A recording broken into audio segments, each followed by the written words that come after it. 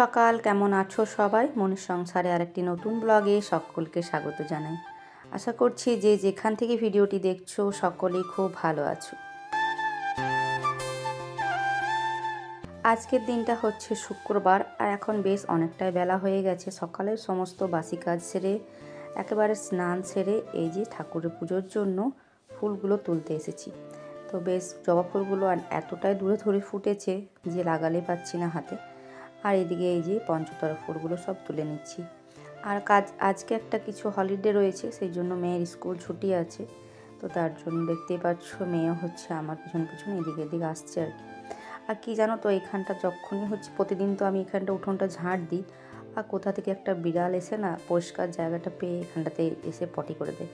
তাই আর কি মেয়েকে বলছি যে দেখ ওখানটাতে পাটা দিয়ে দিস না, ওই সাইডটাতে মানে সামনের দিকটাতে এক জায়গাতে ওই গাঁদা ফুলের গাছগুলো রয়েছে সেইখানটাতে আর কি করে দিয়েছে। তো ওর বাবাকে বলতে হবে পরিষ্কার করতে, তবে ওকে বললেও মানে কি বলতো অনেকবার করে বলতে হয় একটা কথা, তারপরে পরিষ্কার করে। আসলে কি জানো তো, আমার বাড়িতে আমি হচ্ছি পরিষ্কার পরিচ্ছন্ন এইসব রাখার দায়িত্ব সবটাই আমার উপর। মানে আমি যতটা পরিষ্কার পছন্দ থাকতে বা রাখতে ভালোবাসি, ততটা আমার বর হচ্ছে তার পুরোপুরি অপোজিট। মানে ওর খুব একটা পরিষ্কার পছন্দ মানে রাখতেও চায় না, আর আমি যেগুলো পরিষ্কার করি সেগুলো শুধু অপরিষ্কার করতেও পারে। আর এ নিয়ে হচ্ছে আমাদের তর্ক বিতর্ক হয়ে যায় এই কারণে, বিশেষ করে কারণ আমার এগুলো পছন্দ নয়। আর আজকে জানো তো অনেকটা দেরি হয়েছে, আর এই মেয়ের স্কুল ছুটি মানে এটা নয় যে আমি দেরি করে ঘুম থেকে উঠি, ঘুম থেকে সে উঠেছি সকাল 6:45, যেমন উঠি তেমনটাই। তারপর হচ্ছে এরা একে একে চা খেলো, দেরি করে উঠলো ছেলে মেয়ে ছেলে তো কালকে বলে দিয়েছিল যে আজকে আমি দেরি করে উঠবো, কারণ তিথিকে স্কুল পৌঁছানোর ছিল না, আর ওরও সকাল থেকে টিউশন ছিল না, তাই সব 8:30টার পরে উঠলো। ওঠার পর আমার যে সমস্ত বাসি কাজ থাকে সেগুলো তো করলাম। তারপরে ঘর দুয়ার পরিষ্কার তো রাখাই হয়, তারপর তাদের মধ্যে হচ্ছে বাথরুমটাও তো পরিষ্কার করতে হয় মাঝে সাঝে। আর এই ঘরের বাথরুমটা যখন থেকে হয়েছে একটা দিনের জন্য বলতে পারবে না যে ও বাবা পরিষ্কার করেছে, মানে আমিই পরিষ্কার করে থাকি। আর সপ্তাহে যদি একদিন করে পরিষ্কার করতে হয় না, তাহলে একটু হলেও কাজটা কম হয়, মানে তাহলে একটু বেশি খাটালিটা কম হয়। মানে নিচেরটা বাস একটু পুরোটা না করতে পারলেও কিছুটা করে নিই সপ্তাহে সপ্তাহে। আর যখন পারি তখন 15 দিন বা 1 মাস অন্তর অন্তর পুরো বাথরুমটা আর কি ভালো করে ডিপ ক্লিন করি। আর বাইরের বাথরুমগুলো তো যখন থেকে ইউজ করা খুব একটা হয় না, তখন থেকে বাথরুমগুলোর যে কী অবস্থা হয়ে রয়েছে সেটা আর বলার কথা না। আর ওকে বললে হচ্ছে ওর হাজারটা কথা, মানে কী হবে পরিষ্কার করে, কী হবে না হবে এইসবগুলো বলতে থাকবে। আর সেই জন্য আর এখন বেশি কিছু বলতেও ইচ্ছা করে না, যাকে থাকে যে, কারণ দেখো পরিষ্কার রাখাটা দরকার, তাই না? আমার তো সেটাই মনে হয়। তোমাদের কি মনে হয় সেটা অবশ্যই কিন্তু জানিও। তো এদিকে দেখো, ওদিকে পুজো করে আস্তে আস্তে হচ্ছে, আজকে বললাম যেহেতু একটু লেট হয়েছে, তারপর আমি ওইদিকে জলখাবারটা খাচ্ছিলাম। তো ওর বাবা যেহেতু আজকে গেছিলো বাজার দিকে, কিন্তু দোকানে যায়নি আজকে, গেছিলো ওই যে সবজি একটা, যেটা বললাম ওর বন্ধু একটা সবজি ঠেলা লাগায়, তো তার কাছে দাঁড়িয়েছিল। তো সেই জন্য সবজি তো প্রচুর আছে এমনিতেই, তারপর আবার নিয়ে এসেছে পালং শাক, লাউ, তারপরে আরও গাজর টাজর এইসব অনেক কিছু সবজি মানে এমনি দিয়েছে আর কি। তো ওইগুলো হচ্ছে, কালকে পালং শাকটা তো করেছিলাম একটুখানি, তবে কালকেরটাই বেচছিল একটু, আজকেরটা তো রেখে দিলাম।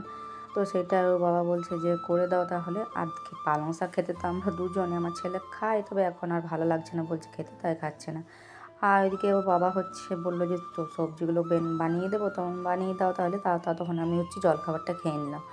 জলখাবারটা খাওয়া হলে তো কেটে দিল একটু, তাহলে আমার হচ্ছে একটু হেল্প হলো। আর না হলে একদিকে কাটতাম, একদিকে আর কি রান্নাটা করতাম। তো ওইদিকে শাকটার মধ্যে কয়েকটা সিমও নিয়ে এসেছিলো, সিমটা বীজগুলো দিয়ে দিল। আর হচ্ছে শাক বেগুন বেশি করে দিয়ে শাক বেগুন একটা হলো।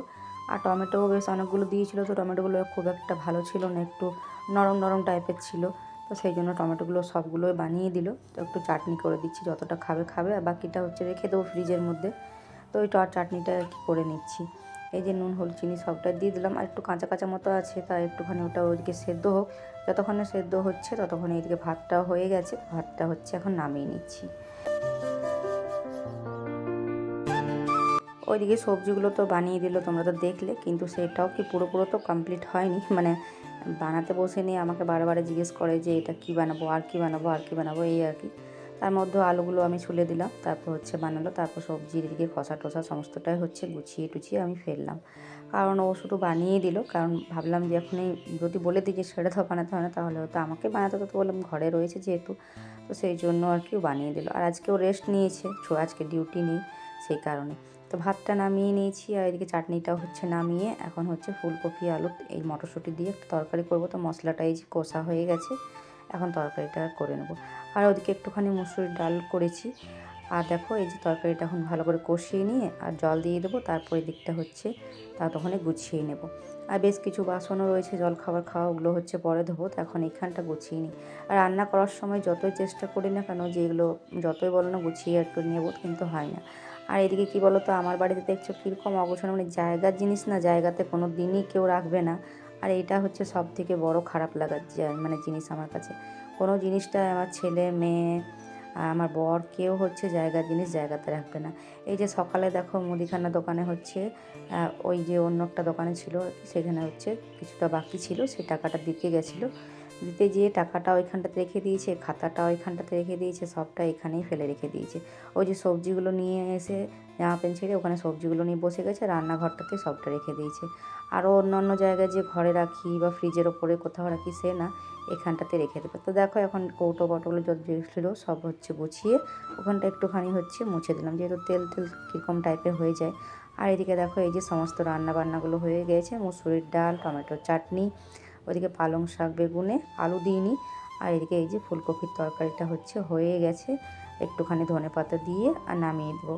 তো দুপুরের খাওয়ার টাইমও হয়ে গেছে, এখন ওদেরকে হচ্ছে খেতে দিয়ে দেবো। যেহেতু বাবা স্নানও হয়ে গেছে, যেহেতু বাড়িতে রয়েছে, দোকানও যায়নি, এখন ডিউটি নেই, তাই ওকে খেতে দিয়ে দেবো। তারপর হচ্ছে গ্যাস ট্যাস মোছামুছি এগুলো করব। তো এখন হচ্ছে গ্যাস ট্যাস ওগুলো মোছা হয়ে গেছে, এখন এই যে মিক্সিটা হচ্ছে মুছে নিচ্ছি।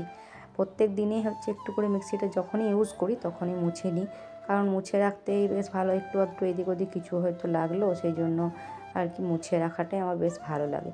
আর যেহেতু মিক্সিটা রাখার মতো মানে এরকম নিচে দিকে কিছু কোনো জায়গা নেই, বা এক্সট্রা ওই যে রান্নাঘরের কোনো তাক নেই যেখানে হচ্ছে সবসময় মিক্সিটা ওখানে ইউজ করতে পারবো, তেমন কিছু নেই। সেই জন্য হচ্ছে এখন মিক্সিটা ভালো করে মুছে নিয়ে আর ওই যে তাকের মধ্যেই রেখে দিই। আর এই সংসারের প্রত্যেকটা জিনিস না আমার কাছে ভীষণ প্রিয়, কারণ অনেকটা কষ্ট করে অনেকটা সময় নিয়ে টাকা জমিয়ে জমিয়ে এই জিনিসগুলো আমি কিনেছি।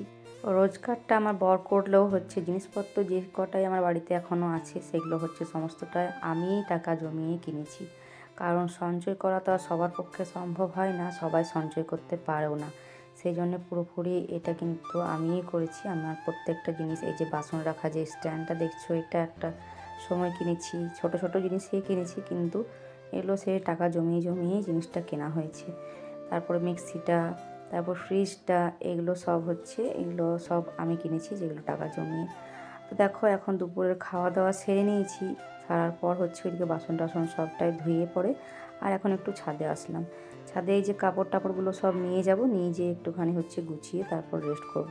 কারণ যদিও এখন 5:30 পৌনে 6টা পর্যন্ত সন্ধে হচ্ছে না, তাও বললাম জিনিসগুলো নিয়ে আসলে কি হয় নিশ্চিন্তে একটু শোয়ে, তারপর হচ্ছে আবার উঠে পড়ে তো আবার কাজে লেগে যায়। তো মানে ঘর ঝাঁট দেওয়া, তারপর চুল আঁচড়া এইসবগুলো থাকে, তো সেই জন্য ভুলে যায় বড় করে কাপড়গুলো যে কাপড়গুলো আছে বলে। তো কোনো দিন হচ্ছে সোয়েটার টোয়েটার যদি কাচা হয় তো মোটা জিনিসগুলো রয়ে যায়, তো ভুলে যাওয়া হয়, তারপর সন্ধ্যা দেওয়ার সময় আবার এসে পরে নিয়ে যাওয়া হয়। তো আজকেও একটা সোয়েটার কেচেছি, এই যে আমার এদিকে সোয়েটারটা আছে, আমি যে সোয়েটারটা পরি সেটা আজকে কাচলাম, তো সেটা কেচে দিয়েছি। তবে আজকে আর আসিনি ছাদে একবার উল্টা পাল্টা করতে। তো দেখো এখন ওই এদিকটাতে রোদটা চলে যায়, তো মানে এখন যেহেতু 3টে মতো বাজে, তো এদিকে রোদটা চলে গেছে, ওই দিকটাতে রোদটা এখন একটু থাকবে, তো ওই দিকটাতে দিয়ে দেবো। তারপর হচ্ছে বাকি যেগুলো রয়েছে সেগুলো নিয়ে যাব। তো আজকের ভিডিওটা তোমাদের যদি কোনো অংশ ভালো লেগে থাকে তাহলে একটা কমেন্টের মাধ্যমে অবশ্যই জানিও, আর একটা করে সবাই লাইক করে দিও ভিডিওটাতে। আর যদি এখনও পর্যন্ত চ্যানেলটিকে সাবস্ক্রাইব না করে থাকো তাহলে প্লিজ সাবস্ক্রাইব করে পাশে থেকো। আর যারা অলরেডি সাবস্ক্রাইব করে দিয়েছো তাদেরকে জানাই অনেক অনেক ধন্যবাদ। এভাবে পাশে থেকো, আমাকে একটু সাপোর্ট করো, যাতে আমিও তোমাদের সাথে এগিয়ে যেতে পারি। তো চলো আজকের ভিডিওটা আর বেশি বড় করছি না, আজকের ভিডিওটা এখানেই শেষ করছি। ভালো লাগলে অবশ্যই কমেন্টের মাধ্যমে জানিও। তো এখন একটুখানি হচ্ছে এখানটাতে দাঁড়ালাম, একটু হাওয়াও দিচ্ছে, মানে হাওয়াটাও বেশ ভালোই দিচ্ছে, দেখছো কেমন সোয়েটারটাও নড়ছে হাওয়াতে। তো চলো আজকের মতো আসি, পরে আবারও আসছি।